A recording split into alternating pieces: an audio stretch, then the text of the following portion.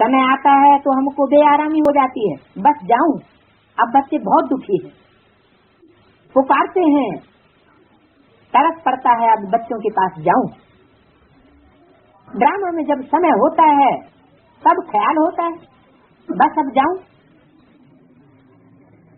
तो नाटक दिखाते हैं विष्णु अवतरण का। अब विष्णु अवतरण कोई होता नहीं है। अवतरण माने ऊपर से नीचे उतरना।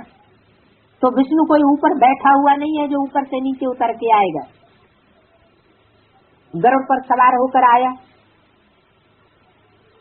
शास्त्रों में दिखाया चित्रों में।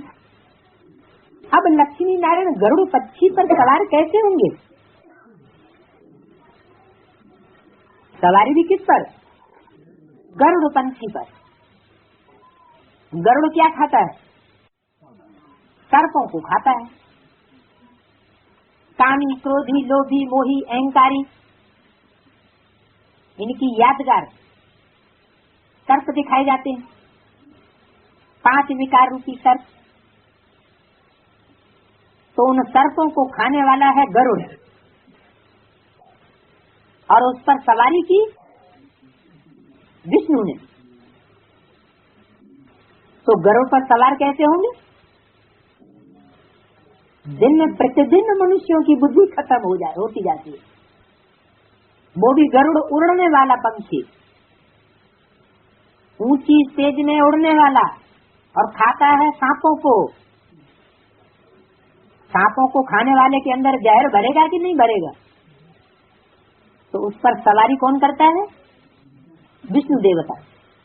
वैष्णो देवी कहो या विष्णु देवता कहो, उसकी सवारी है गरुड़ पर। और गरुड़ तो वो दिखाते हैं। हमारे भारत का राष्ट्रीय पंछी आज भी कौन सा है? मोर। मोर भी क्या खाता है? मोर भी सर्प को खा जाता है। वास्तव में गरुड़ जैसा पंछी उन्होंने सफेद बनाया हुआ है, ऐसा कोई पंछी होता नहीं है। ये तो सिर्फ शास्त्रों में दिखाई गई है बात। सफेद रंग निर्विकारी होने की सूचक है। तो मनुष्यों की बुद्धि में तो कुछ नहीं आता समझ में। आत्मा ही पतित बन पड़ी है। अब बाप कहते हैं बच्चे पावन बनो तो राम का राज्य हो जाए। राम को जानते नहीं। माना गरुड़ का पार्ट बजाने वाली आत्मा कौन सी हुई है? यहाँ अभी बताया मनुष्यों की बुद्धि में कुछ है नहीं।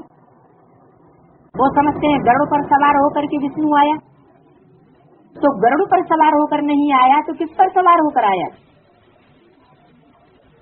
जरूर कोई मनुष्य आत्मा का ऐसा पार्ट है जो संसार में से सर्पों को खलास करने वाली है, अधर्मों को खलास करने वाली है, जो कुशासन करने वाले हैं, दुष्ट राजाएं, उनका पत्ता साफ करने वाली है।